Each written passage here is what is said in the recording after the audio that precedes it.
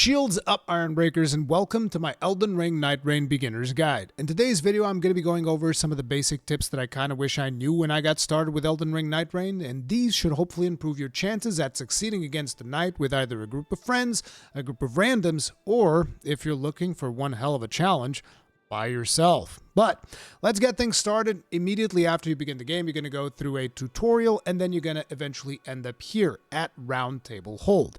So one of the first things that I would like to bring up is if this is your first time playing Elden Ring, like if you did not play the original, I recommend you actually pay close attention to the tutorial because it is going to teach you a lot of important things about the basic combat in Elden Ring.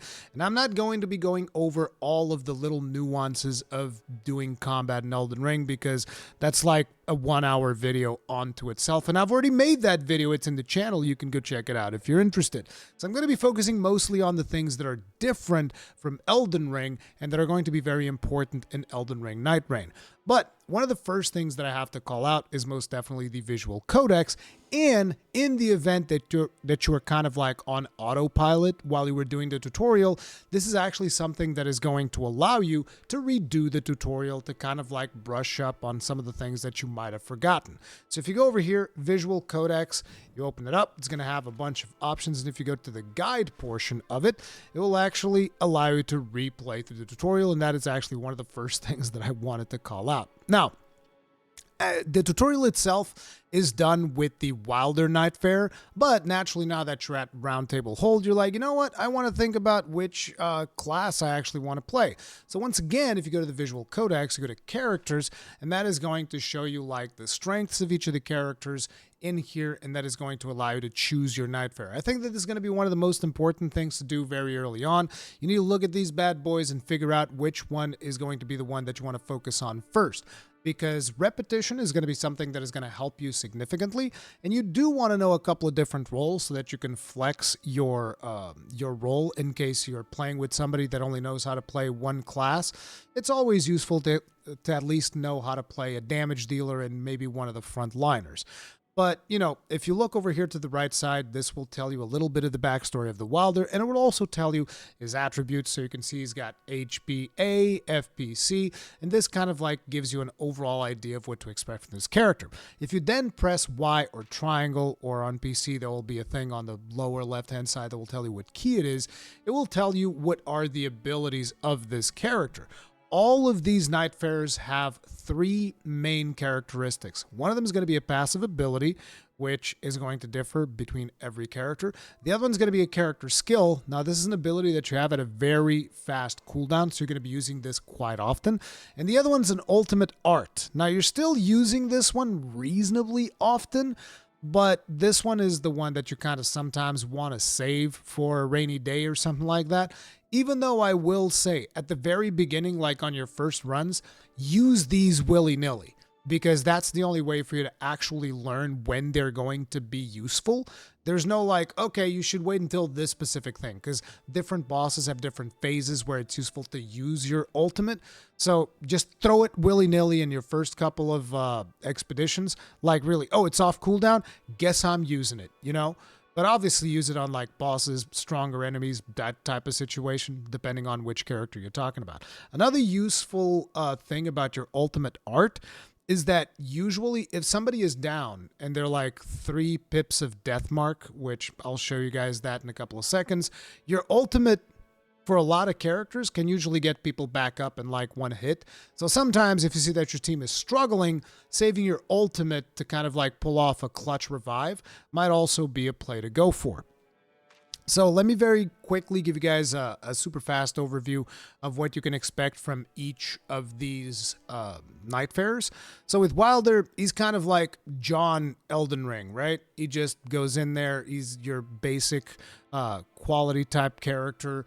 He has A strength, dexterity B, so you're going to be wanting this guy to use like your bastard swords, your claymores. Those type of weapons are probably going to deal the most damage. And he also deals a significant amount of damage with his ultimate, the Onslaught Stake. And he has a mobility skill in Claw Shot, which is actually really, really cool. Then you have the Guardian. Guardian is a tank, front line. His passive ability is you can block harder than pretty much anything else. He's got a Whirlwind, which is a little bit of CC, and he's got Wings of Salvation. Super powerful. Then you have the Iron Eye. Now, this is straight up range damage dealer, but he is so good. So awesome, because for starters, you're going to get better rarity when you're playing Iron Eye. So basically has passive magic find, which is phenomenal.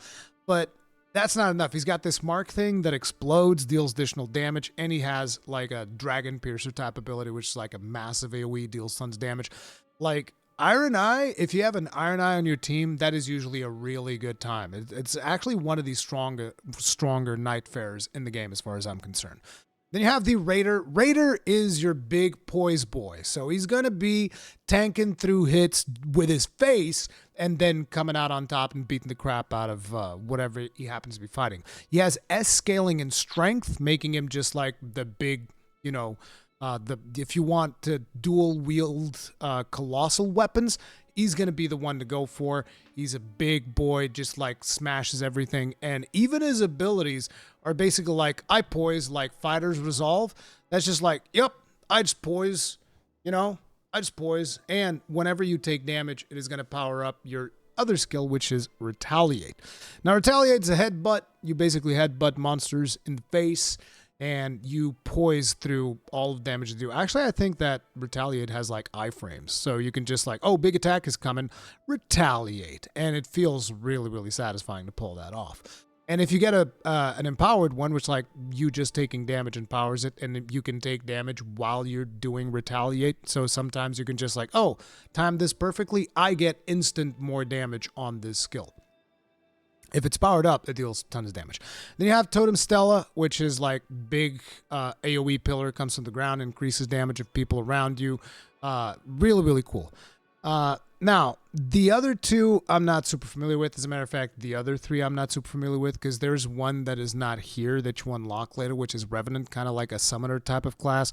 But Recluse is your spellcaster. She's got some utility cool stuff, but she has a very unique mechanic where she kind of like draws magic from enemies, which is based on the last elemental damage that was dealt to an enemy.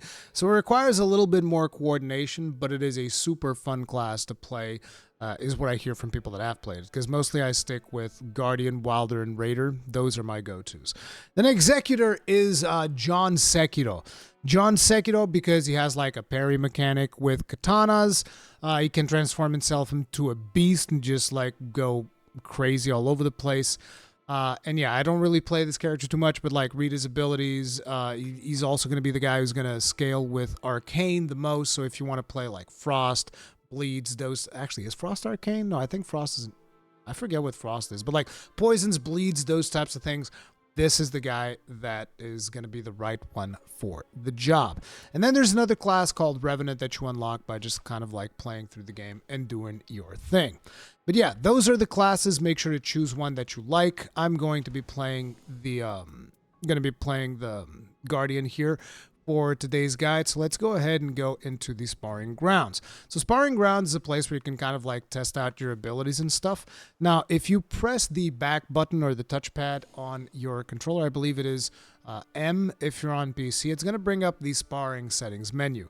So this is very useful if you want to test like your skill and your ultimate art, because you can set this to no limitations. And if you put it to no limitations, you basically can just do your ultimates and see how they actually work. So like I can go ahead and do this and do it non-stop. Speaking of your ultimates and your skills, the way that you have access to these, in case you weren't paying attention during the tutorial, is you press down on Y or triangle, or you need to check the controls if you're on mouse and keyboard. I'm sorry, I mostly just play controller on these games, okay?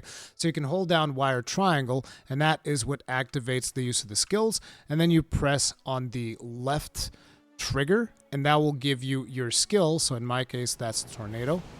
Or you press the right trigger and that will give you your ultimate art, which in my case is this little dive bomb thing here. Now, there's more to arts depending on each of the characters, so make sure that you read them right. So for instance, in the case of Guardian, if I just press triangle left trigger, we get like, you know, we get a little tornado. This is kind of like CC, throws monsters up in the air and all that good stuff. But if you keep it pressed, it's a wider range. And it's something similar for the dive bomb. See, if you just do the dive bomb real quick, it'll deal damage, it'll do its thing, and then boom, then it's done. But if you keep the trigger pressed, your character does this, and now everybody in this circle here is invincible for the duration of this. Which, as you can imagine, making your whole team invincible for this amount of time, pretty friggin' good. Although, I think that it's just doing this because I put no limits, because you actually can't keep it up that long. It's like it's a couple of seconds and then it stops, okay? But it's still very, very useful, and it also resurrects people and whatnot. But you can come in here and you can kind of like test out all of your abilities with your character. Now, one of the things that is very, very different from Nightreign to traditional Elden Ring is that you have a super sprint. So if you notice in Elden Ring, the way you sprint is you just hold down B or circle and your character runs like this, right? Oh, I'm running. Well, in this game, if you press down on the left stick, you actually are going to activate a super sprint. So you press down, choose direction, your character is going to book it super fast. You are so fast right now. Like, you're pretty much torrent speed almost, which is pretty friggin' good. But that's not all, because on top of it, you can bounce off of walls. So, like, see, usually you wouldn't be able to jump up here, but you can double jump. You can double jump off the wall, and you can mantle. So you jump, you can mantle, you can double jump, you can keep mantling. Struggling a little bit here. Yeah, double jump sometimes can get finicky. Yeah, see, we got it.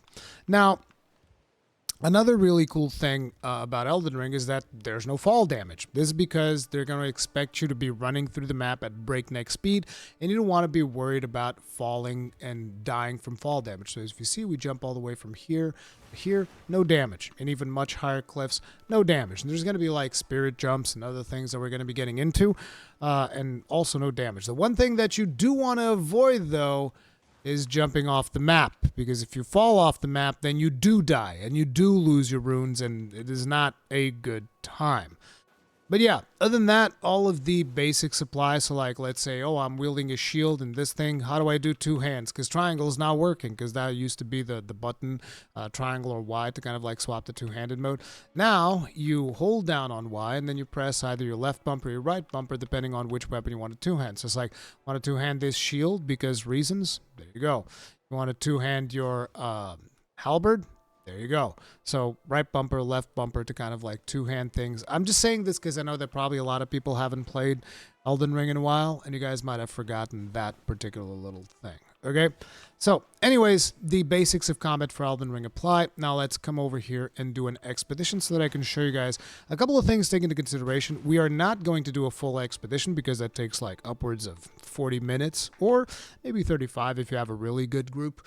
And I want to basically just chill and show you guys some of the mechanics that you need to take into account. So we're going to swap expedition type to single player, which, by the way, this is how you choose whether or not you want to go in solo, you want to go in multiplayer, you want to do multiplayer password, you can invite people. If you press the invite members button here, that's going to bring up your Steam friends list on PC, and if you happen to be on PlayStation, I'm assuming it brings up your friends list on the side. If you're on Xbox, brings up your friends list. That would be what I would assume. It's going to use the platform relevant friends list that you have to bring in friends, and you can queue with just one friend if you want to, but that will put you into matchmaking to get a third.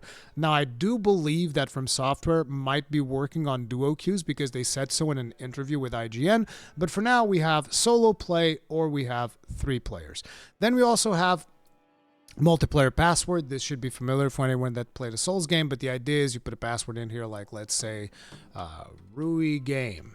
And now, if at this point any of your other friends just types in this multiplayer password, or you can send this out onto a social media network or whatever, and you can just tell people, hey, I'm going to be playing the game, here's my multiplayer password, please come join me, come help, whatever, and people can queue for that multiplayer password, and they'll get automatically match made with you. And it has been working pretty flawlessly during the review period, so I'm expecting it to also work fairly nicely when the game releases. So, now, we're going to be going into an expedition, and like I said, we're going to be going in single player. You can swap this to multiplayer. I would recommend playing multiplayer because the game is very challenging in single player. Now, one of the things that I want to point out is if you notice, there is something that says there, Tricephalos effective. So that tells you what element is effective against this specific monster. So you will want to consider taking a weapon that has that element, because that will give you an advantage during the fight. This is somewhat important. And now, do you have to take a holy weapon or you're done? No, you can take different weapons and you still will be able to do it. But this helps particularly if you're struggling. So you're going to want to jump in and try to find yourself a nice holy weapon. But anyway, let's go ahead and commence the solo expedition. So once you commence the expedition, they're going to be sending you off on your little spectral hawk, and that is going to be sending you to the world in order to get your adventure started. So you can skip this cutscene by pressing the start or options button, depending on whatever you call it on your controller, but you still have to go through a loading screen, so it's not really a big deal if you skip it. Now, one of the first things that you want to do as you are arriving is bring up your map by pressing the back button or the touchpad. And this is going to show you where you're going to be landing, what are the things that are going to be available to you, so on and so forth. You can also hit the triangle button, and that will give you a couple of more details. You can zoom in with right trigger or left trigger to zoom out. And as you can see, we have quite a couple of things if you hit Y or triangle for details. So this symbol right here, the map symbol, that means that there's a secret hidden here. And if you go there and you pick that up, that is going to reveal some hidden things in the map around that castle. So sometimes this can be like the beetle things, and those are going to drop, the dung beetles. Those are going to drop amulets. In this case, they also have a rack that has staves, which might be useful for your spellcasters, because the way spellcasting works here is you just find these staves or the seals for casting faith spells, and those are going to give you the spells imbued into the seal or the staff itself. That's how you get new spells. You go in there and you do that. They also tell you where there's bow racks in case you want to pick up a bow, and weapons usually just drop all over the place, so weapons are just constantly dropping, so they don't feel the need to do that. Now, I'm going to take that away because I'm more used to seeing the map like this.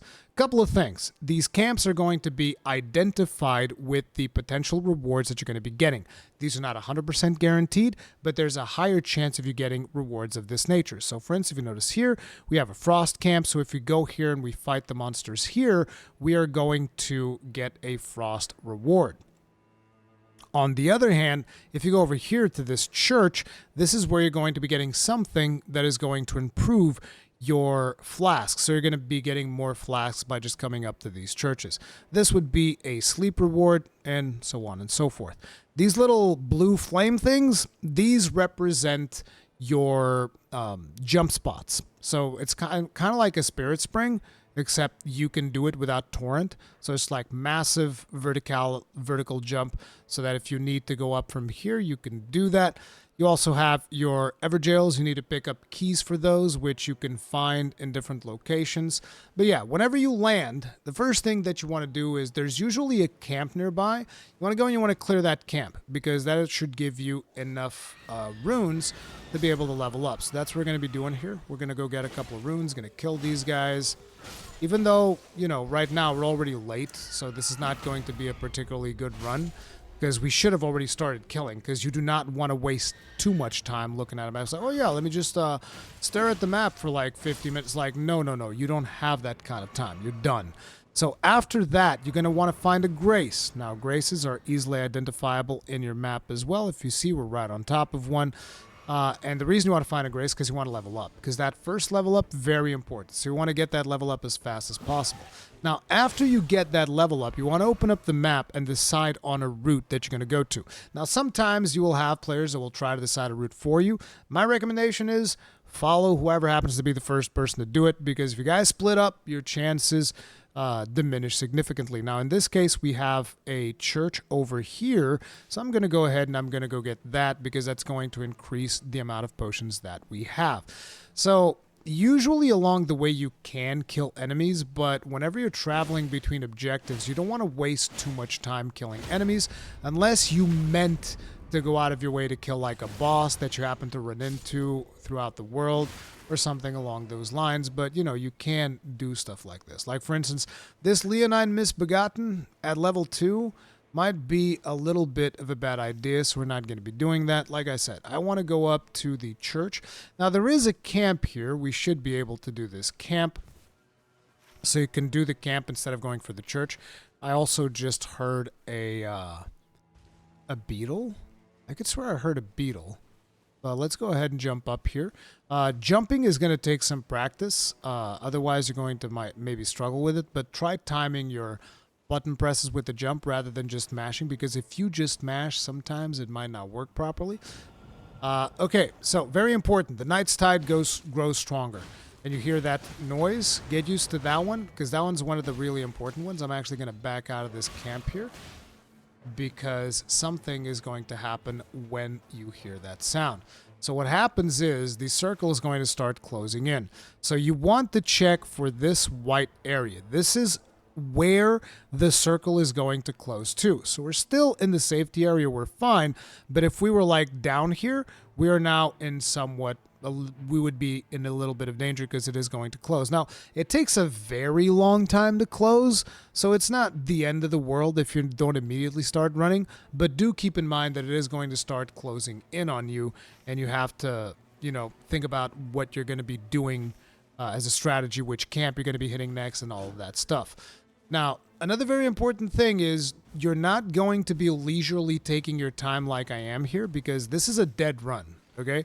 Because of how much longer I'm taking to kind of like explain everything and not really killing stuff. This is a dead run. There's virtually almost no chance of me actually getting to the boss and defeating it, because you want to be running, zooming all over the map, going at breakneck pace to have the best chance of leveling up as much as you can. Now, like I said, we came in here, we're going to be getting a flask, and then after you get a flask, you want to get a camp, and in this case, I'm actually going to go back up to where I was, and we're going to get that camp. Now, a really cool thing about Spirit Stream jumps is that these are not preset, so you can kind of like jump backwards, and I'm just going to jump back to the camp that we were in, which is something that we can do. So we're going to go ahead and going to kill these guys.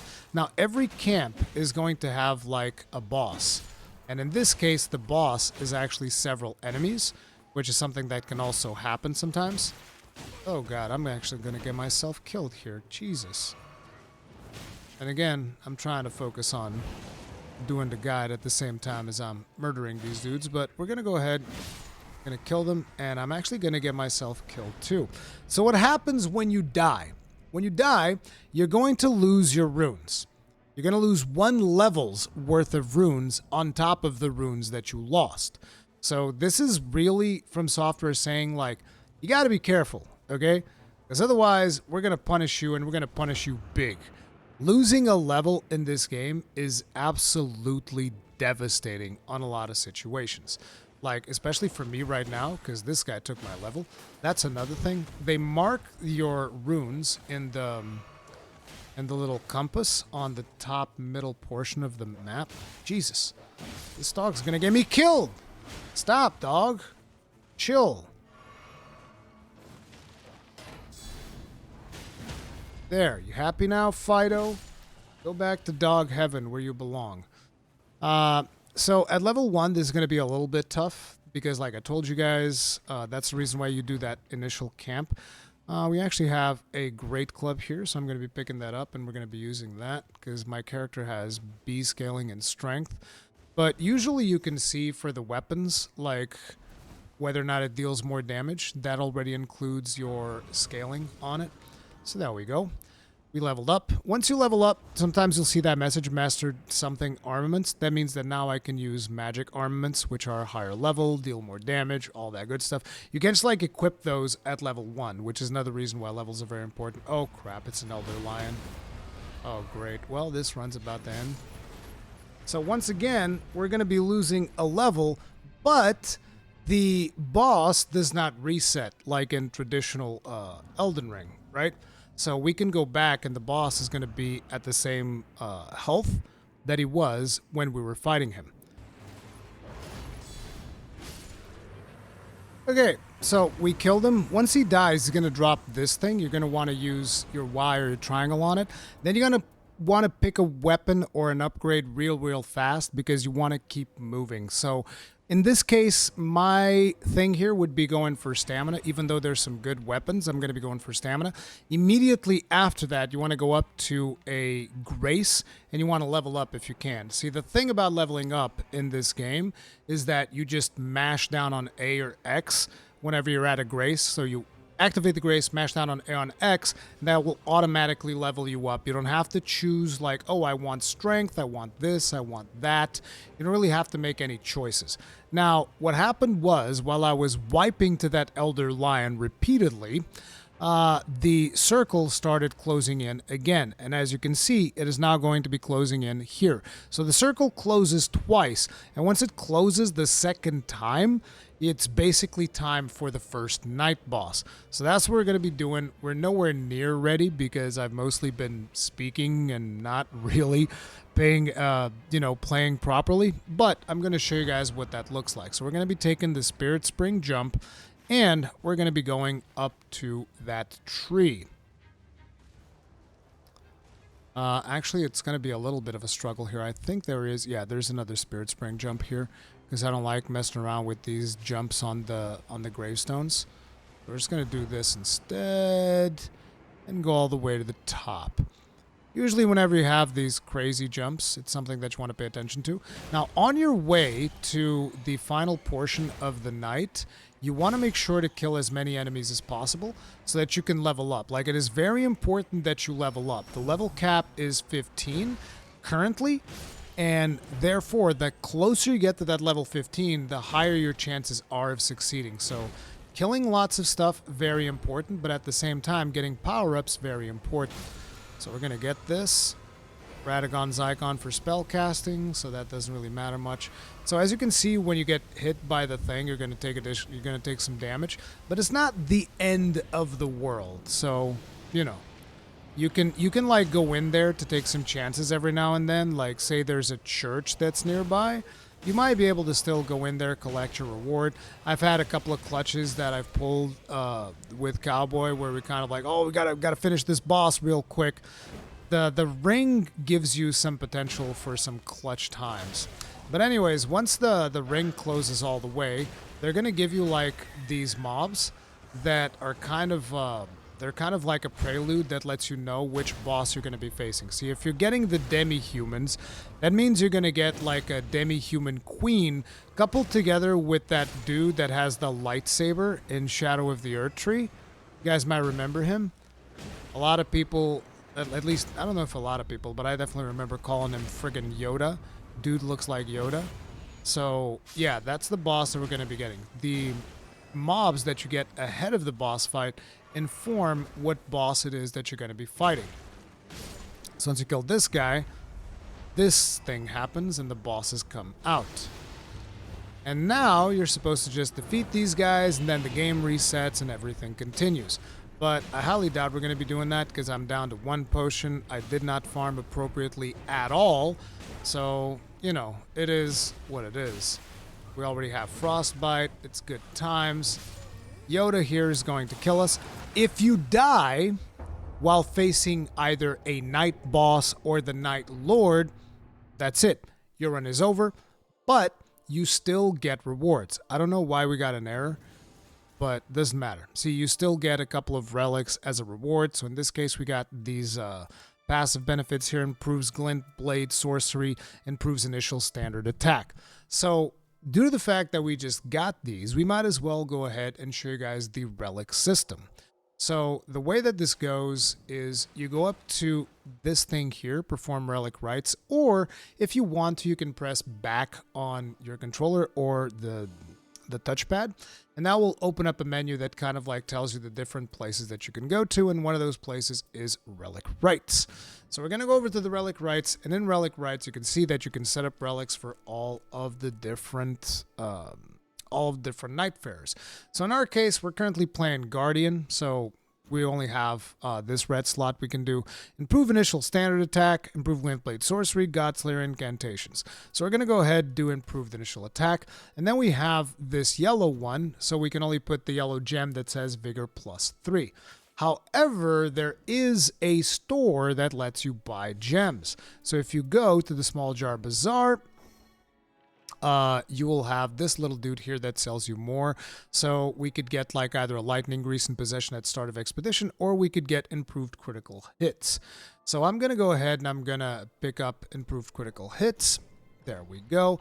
And now we're going to go back to Relic Rites. You can navigate this and walk around with your character. This is just a more efficient way of doing it.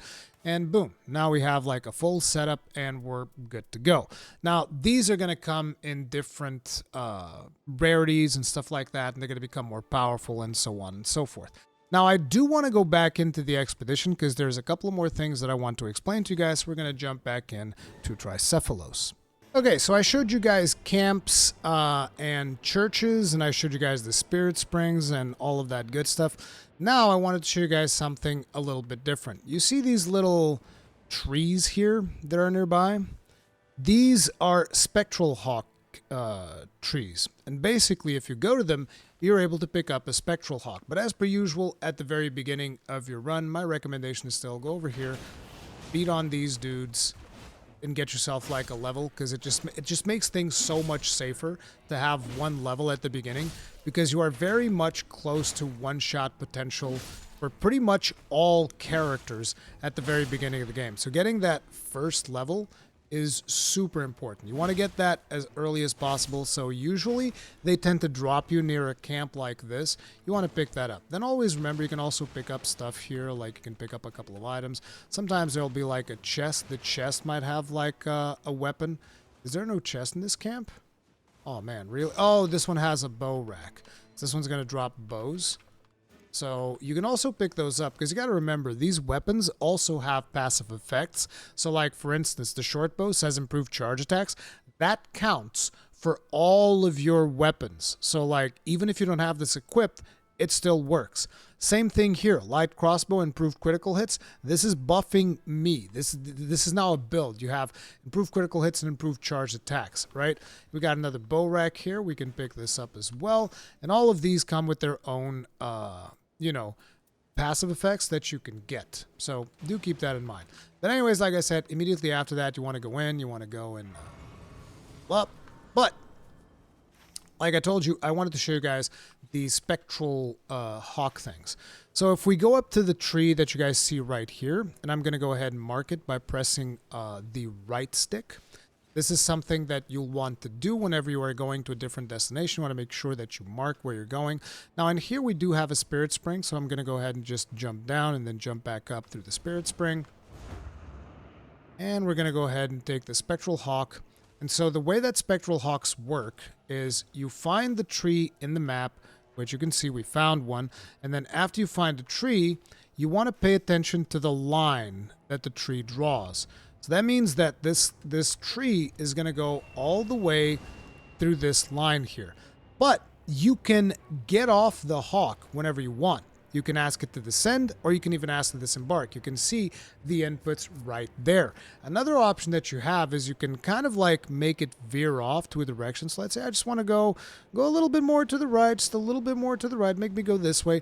And then eventually it will get out of its route, because as you can see, we didn't do the full route. And you can kind of like force it to go to a different location. It just glides you down slowly, which gives you a little bit more forward momentum. But that is another means of traversal throughout the lands between. And now, another very important thing is this icon right here, the mines. So the mines are the ideal place to go and find some upgrade materials. So we're going to go ahead and we're going to go tackle these mines. Now, the thing is, I haven't memorized all of the mines, so I'm hoping that this is one of the mining sites that I know, which actually it is not. The mining site that I know is this one. So I don't know where the upgrade material is on here, but let's see if we can find out. So we're going to go ahead, jump in here. Once we get here, I think that this one is the mine that you just turn. You fall down and then you turn to the right side. Yeah. You're going to fall down here Then you're going to go through this door, and there's going to be a pumpkin head here that you'll want to kill.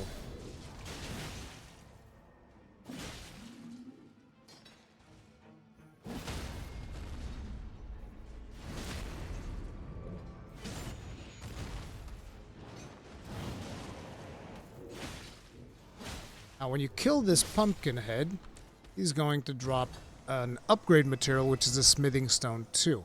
Now, you can take the weapon if you want to, but my recommendation is most of the time you want to pick up the smithing stone 2, because that, and remember you have to actually place this in your inventory, because that allows you to then upgrade a weapon all the way up to level 2. So the thing is, you still have to take the intermediate step.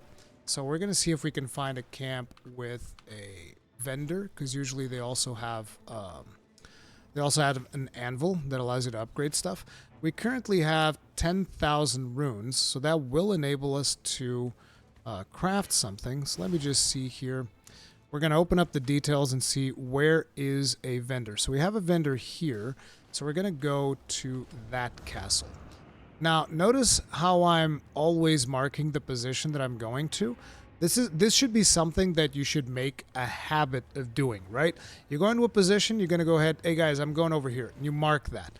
Because then people can make the decision as to whether or not they're going to go with you. But at least they know where you're going. They know what your intention is. That's why they even call this Rui's Pin. So it's like, hey, this is what I'm going to be doing. Now, the thing is, I still recommend people to stick together, particularly in the first couple of weeks, because going off and doing your own thing is extremely risky. Now, they did say there was a vendor around here, so I'm going to go ahead and try to find the vendor. If you see smoke, that's usually a good sign that the vendor is nearby. So the vendor on this castle is actually on the outside right here, so we swung right by him. So as you can see, there is an anvil here for you to upgrade your stuff, and usually the vendor will also sell you, sometimes even sells like some cool weapons. You can see you have the magma blade here, you have a troll sacred sword, which is also pretty good. We have a lance, which would be something that I would use as a guardian. But you can also use Troll's gold sacred sword. There's nothing stopping you from doing that. But what we really want right now is we want the smithing stone so that I can show you guys how that part of it works. So let's say you want to upgrade your Guardian's Halberd. It's a white item. Usually you're going to be picking up blue items along the way, and then you usually end up using this big one to upgrade your blue item into an epic item. But in case you pick up a white that you really like, you're gonna use first the stone that we just bought, the basic smithing stone, and you're going to just like, okay, I'm gonna upgrade my halberd. Boom, now your halberd is blue. And because we also have the smithing stone level 2, we can go ahead and upgrade that. Boom. Now usually you only want to upgrade weapons that you really want to use, because you're gonna be finding a lot of weapons throughout the game and all of that stuff, but upgrading them is also important. There will also be an anvil to upgrade right before the Nightlord, so this isn't something that you need to stress about, oh, I gotta go out of my way to upgrade the weapon, but it is something that you can do during the expedition and not just at the end of it. Now, like I told you guys, I also picked up a map in this castle, and it has now revealed the position of, like, the beetles, as well as a couple of more things. Sometimes you'll find, like, hidden treasures and stuff like that. But, yeah, this covers a lot of the basics. It's already fairly lengthy. You guys can see that we have jails here as well. There's also certain places, usually where you can find seals. There's a chance that you will be able to also find stone sword keys, which will let you go and open these up. And these are very much worth doing because they either give you like huge chunks of EXP or you might get like a reasonable reward. But yeah, that's the idea. You do all of this twice, and then eventually you get to face off against the Nightlord. Now, for this particular guide, I'm not going to be going through and going all the way into the Nightlord and all of that stuff because I don't want to be spoiling stuff, but I do want to show you a couple of more things because as you are playing through the different expeditions and doing all of that stuff, eventually when you come back to the Roundtable hold, what is going to happen is, oh, looks like the Steam servers are down because it's Tuesday. What is going to happen is you might unlock a remembrance on your character. And if we go over here to the menu, which like I told you, it's back or the touchpad on your PlayStation controller, you can go up to Journal. And if you go to Journal, this is where like the story of your character takes place and stuff like that. And actually it doesn't seem like we unlock the remembrance. But when you do unlock a remembrance, an option will show up in here which will say, go do a remembrance. Now, I've done these. It's just I wanted to create a new save so that I wouldn't spoil too much of the game for you guys. So you'll have an option here that will take you to the remembrance. Once you go to the remembrance, it's basically a replica of the place you're in right now, but different events will take place. And if you happen to be doing remembrances and you're like, oh, I don't know where I'm supposed to go. I don't know what I'm supposed to do. I can't figure this out. Open up your map and zoom all the way out and look for a quest marker. There's usually an exclamation point, and that will be a quest marker of the next thing that you need to do. And just go there and do the next thing. You can also use this to see where the other Nightfarers are and to have conversations with them and all of that good stuff. But yeah. You should also talk to this priestess. That's kind of like important, but I'm not gonna tell you guys too much more about that because you know, you have to kind of like unlock the other Nightfarers and all of that good stuff. But yeah, that is how you go ahead and you do that. And then beyond that, you remember that you can use this as a fast travel menu, and you can go to the Small Jar Bazaar, buy stuff there. Eventually, you'll also be able to buy character skins, which we don't have that menu unlocked. You see we have the character selection menu unlocked. Eventually, as you progress through the game, another menu is going to show up below it, which says character garb, and that will let you like change the skin of your character once you unlock more skins and you buy more skins and all that stuff. So character selection, Relic writes visual codex, like I told you, very, very important visual codex. If you ever want to reference anything, you can go up to equipment, see all types of equipments that you can pick up in the game, see all of the, you know, arts, weapon arts, see what they do. You can also see like a different sorceries and stuff like that in the visual codex. There's also a handbook that tells you more stuff like basic things about Elden Ring. One of the things that I didn't show you guys is how to resurrect people, but you guys can see this is shown on the first tutorial. Whenever you have somebody that's about to die, they show like this. You just attack them, they'll get resurrected. There is a time limit, so you got to do it fast unless you're doing a night boss or the Nightlord. If you're doing night boss or Nightlord, there's no time limit, so you can take your time. But if you're not, then there is a time limit, and you want to do it fast so that they don't lose their runes and all of that good stuff, right? But yeah, there's plenty of useful information in there. You can also just teleport yourself to different locations if you want to. And finally, one of the things that I would also like to mention is that there is a chest here that lets you test different armaments. So let's say, for instance, oh, I wonder how my character feels if I'm using the Golden Order Greatsword. Okay, just pull it out, equip it. And now, actually, I also want to have like a different shield. Okay, just pull that out and equip it. Boom.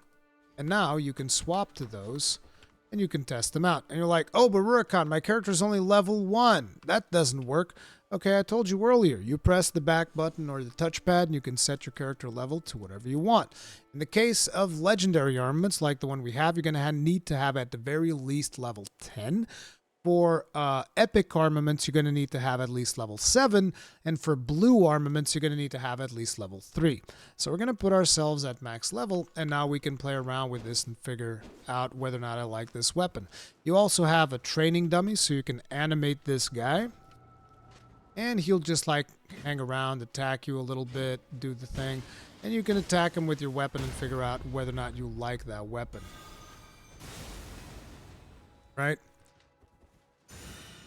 But, yeah, I kind of feel like I've already went way too overboard for a beginner's guide. Hopefully this is useful for you. If it was, hit the like button, subscribe, bell notification icon, all of that jazz. And I'll see you guys in the next one. Stay strong, stay safe. Peace out.